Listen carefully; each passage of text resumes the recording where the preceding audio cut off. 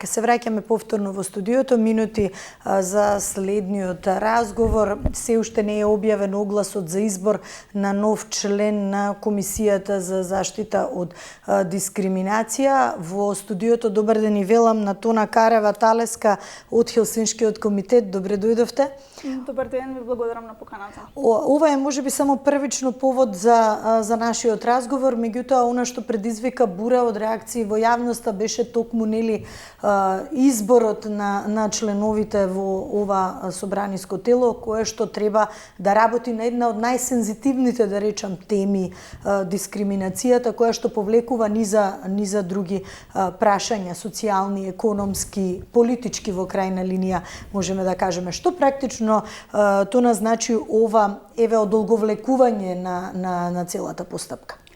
Всушност, практично тоа значи дека ние сега комисијата, односно собранието, Комисијата за спречување и заштита од дискриминација ќе остави да функционира без еден член, затоа што собранието има обврска доколку не избере член во самата кандидатка се повлече и останува едно празно место во Комисијата за спречување и заштита од дискриминација, да има обврска да распише оглас веднаш во рокот или најдоцна во рокот 10 дена. Тој рок е поминат на 8 февруари, но еве и денеска огласот се уште не е распишан. Мрежата за заштита од дискриминација упати апел до собранието да го распише огласот. Зошто? Заради тоа што е многу значајно ова тело да функционира со полн капацитет, односно да не оставиме повторно да се случи како при првиот мандат, односно при првиот избор на членови на комисијата, кога едната кандидатка се даде оставка по нејзиниот избор, да комисијата беше 2 години, можеби малце повеќе, без еден член. Зошто сметаме дека ова е значено? Прво, заради тоа што станува збор за обврска која што му е на собранието наложено согласно законските прописи, а втора, затоа што Комисијата за спречување и заштита од дискриминација е многу значајно тело, кое што се покажа дека секоја година се зголемува бројот на претставки по кои што постапува и дека граѓаните се повеќе охрабрени да поднесуваат претставки да бараат заштита пред комисијата. Па оттука и потребата да комисијата функционира во полн состав, но и да покажеме политичка волја дека прашањето на дискриминација не е небитно и не е нешто што со кое што може да речеме дека се соочуваме со него ретко, затоа што напротив нашето општество е многу нетолерантно и оттука навистина мора да внимаваме и да посветиме внимание на овој дел, особено затоа што Комисијата за спречување и заштита од дискриминација нема само функција да решава по претставки, таа може да учествува и во превентивни активности, што е многу значајно земајќи во предвид општеството во кое што живееме и проблемите со кои што се соочуваме. И тука, ако го анализираме како суштински важно, нели, да се донесе ова тело, дополнително важно, мислам дека можеби и поважно е кој се ќе учествува во него. Она што предизвика бура од реакции во јавноста, нели, беше последното излагање на кандидатката Џихан Ахмед, потоа таа се повлече и го знаеме, нели, како одеше таксативно целиот настан, меѓутоа генерално да кажеме колку е важно какви членови ќе бидат во комисијата, бидејќи таа мора да се гледа како чувар на достоинството на граѓаните. Точно, баш така. Од друга страна, знаеме дека луѓето кои што се маргинализирани и кои што живеат на маргините се и кои што потекнуваат од ранливи групи на граѓани се оние кои што се најчесто дискриминирани во нашето општество. Па оттука, ако ние немаме сензитивни членови на Комисијата за спречување и заштита, кои што би можеле да постапат по претставки врз основа, кои што се поднесуваат врз основа на различни основи, тука навистина после може да зборуваме за квалитетот на одлуките кои што ги носи комисијата и за тоа дали всушност ние сме направиле квалитетен избор на членови во комисијата. Реакциите кои што ги имаше мрежата за заштита од дискриминација, секако и медиумите после ги ја пренесоа реакцијата во однос на кандидатката, влијаеше да она се повлече, што навистина мислам дека е во ред, заради тоа што очигледно беше дека имаше проблем и во однос на партиската определеност на кандидатката, затоа што еден од условите во законот е да член на Комисијата за спречување и заштита од дискриминација не биде партиски член, но и во однос на нејзиното знаење и искуство во овој дел. Так. Ги споменавте мрежата за заштита од дискриминација, значи имаше реакција пред неколку дена и конкретно имаше посочено на што треба особено да се внимава, бидејќи сепак зборуваме за сензитивни проблеми кои што потоа носат навистина отворени прашања кога се работи за најранливите категории на граѓани, за оние на кои што навистина им е потребна помош, оние кои што се дискриминирани или оние можеби што се незабележани од општеството, од заедницата. Во оваа насока да потсетиме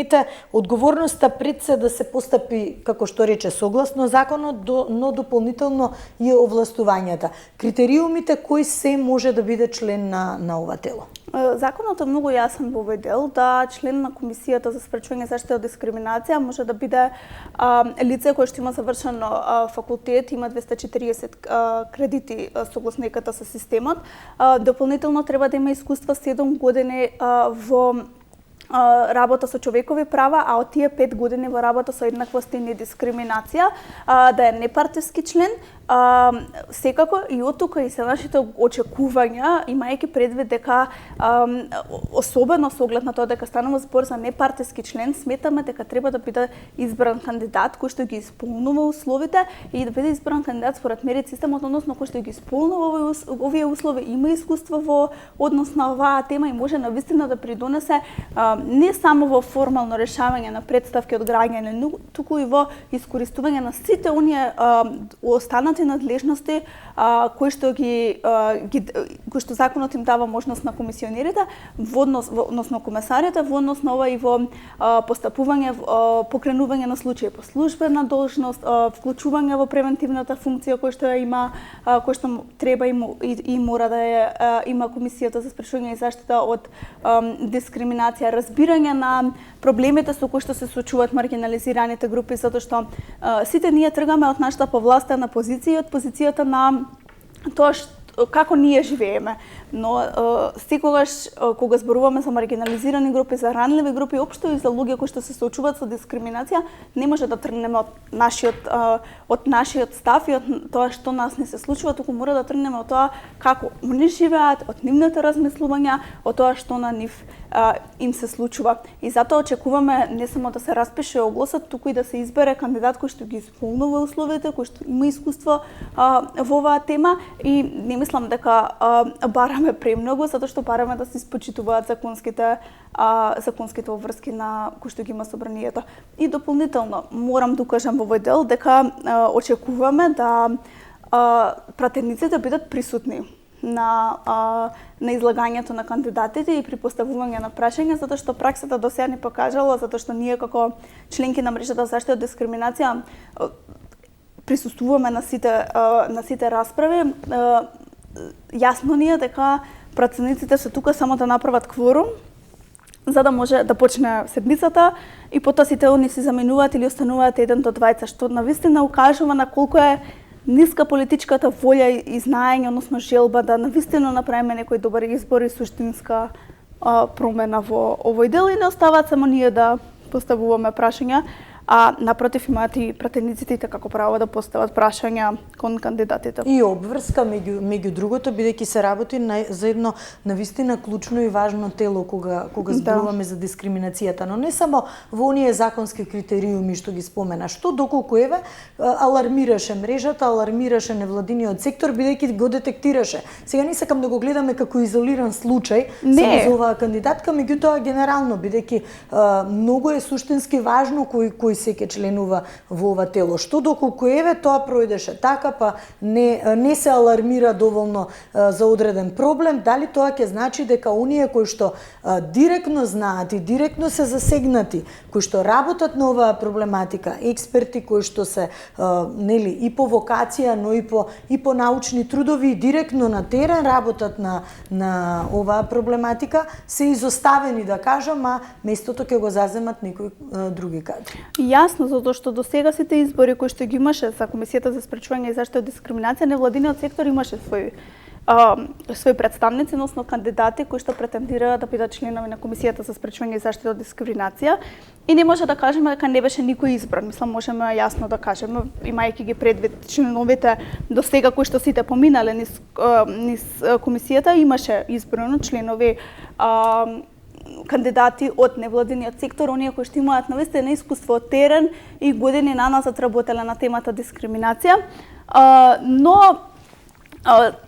повторно во секој избор, кога има, да речеме, еден член избран од невладиниот сектор, кој што е навистина експерт на темата и кој што навистина работел долго години на темата, има секогаш некој кој што апсолутно не знае ништо за темата и јасно се гледа дека е партиски кадар и дека се партизира комисијата, односно дека на некој кој што, да речеме, добро одработил на терен при претходните избори му се дава награда, условно кажано, да може да биде член на комисијата. Само сакам да потврдам дека апсолутно не станува збор за само за овој случај да зборуваме, затоа што ние и при претходниот избор имавме реакција, активно зборувавме за тоа што значи добар член на комисијата, односно член кој што ги исполнува критериумите, што значи некој кој што не ги исполнува критериумите. Што правиме? Тука се отвара простор да, место да работиме на зајакнување на превентивната функција, ние работиме како невладини организации и морам да кажам дека и останатите меѓународни организации на зајакнување на знаењата на членовите на комисијата, кога реално тоа треба да биде обратно. Тие треба да бидат експертите кои што нас и на сите други ќе ни ги зајакнуваат знаењата, а ние се наоѓаме во ситуација каде што тоа е обратно и каде што ние како некој кој што со години работиме на темава и меѓународните организации исто така обезбедуваме обуки за јакнење на капацитетите на комесарите во Комисијата за спречување и заштита од дискриминација. Дополнителен проблем кој што нели ќе се актуализира, имајќи во предвид дека, како што спомена, голем број на представки стигнуваат до комисијата и реално се чекаат, некој нели мора веднаш да се интервенира и да добијат, нели? Да, затоа што искуството и праксата нас не покажува дека се чека подолго време, законските рокови во однос на исполнувањето, односно одлучувањето по однос на представка не се исполнуваат. Многу подолго се чека за одлука од Комисијата за спречување и заштита од дискриминација. Ние затоа и апелираме за избор на член, затоа што ја знаеме праксата, поднесуваме представки, чекаме долго за одлуките и без еден член реално се кочи работата на Комисијата за спречување и заштита од дискриминација, што не би требало да биде случај. Зошто? Затоа што чим граѓаните се охрабрени да поднесуваат представки, да бараат заштита и да и веруваат на институцијата, тогаш и државата треба да даде одговор позитивен на тоа, односно да соодветно избере кандидат кој што ги исполнува условите во законскиот рок. И побрзо да се завршуваат представките. Ја споменавме нетолеранцијата, нетолерантни како општество. Што практично тоа значи? Тоа значи дека ние немаме разбирање и емпатија кон другите, дека живееме во општество кое што реално е многу нетолерантно. Имаше истражување минатата година кое што покажа дека 50% од граѓаните не сакаат за сосед да имаат лице со попреченост или не сакаат за сосед да имаат лице од ЛГБТ заедницата. Тоа јасно укажува на големата нетолеранција со која што се соочуваме. Бевме сведоци на случаи кои што беа обелоденати во јавноста во однос на лица да родители не сакаат нивните деца да учат со ромчиња, да родители не сакаат нивните деца да учат со лица со попреченост или самото училиште да ги дискриминира лицата со попреченост, тргајќи ги на страна и односно не вклучувајќи ги активно во наставата и да напротив место да придонесе кон инклузија, тоа обратно се случува и тоа се овие случаи кои што јавно ги знаеме и за кои што јавно зборуваме. А што станува збор за сите оние кои што не се охрабрени, кои што во секојдневниот живот се соочуваат со проблеми, да не можат основни работи да извршат. Пример, да не можат да обезбедат некоја здравствена услуга која што им е потребна, да не може да се возат во јавен превоз затоа што изгледале на одреден начин на кој што на возачот не му се допаѓал, што навистина е проблем затоа што ние од наша перспектива не го живееме тоа, не го доживуваме тоа и многу јасно дека некогаш луѓето знаат да кажат: ајде бе, сега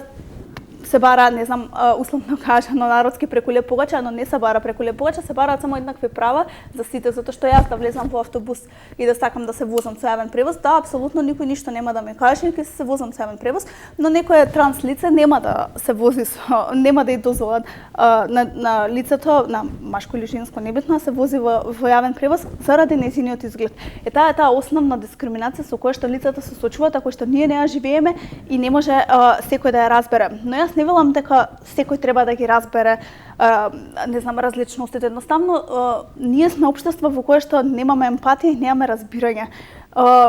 Не мора ние да живееме во нивната кожа. Едноставно, треба да ги оставиме секој да се живее на начинот на кој што сака да се живее, да се соочува со условите со кои што не сите се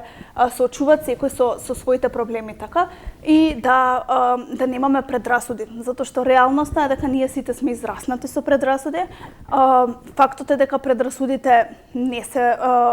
раѓаме со предрасуди, предрасудите се учат, некој не научил на тие предрасуди и сега како некој не научил, така може и да научиме да престанеме да живееме со предрасудите, односно да живееме во општество кое што ќе покаже разбирање, емпатија и поддршка, а тоа е нешто што навистина ни недостига. Така и голем предизвик кога нели ајде ќе кажам туѓите манини се пред очите, а нашите зад грбот, многу потешко оди, но тоа е навистина голем предизвик за едно зрело општество, ако сакаме да изградиме едно зрело општество и за еднаквост на сите граѓани во него. Точно. Ти благодарам многу што издвои време и што беше заедно со нас. Верувам дека ќе имаме следни прилики да поразговараме, но за некои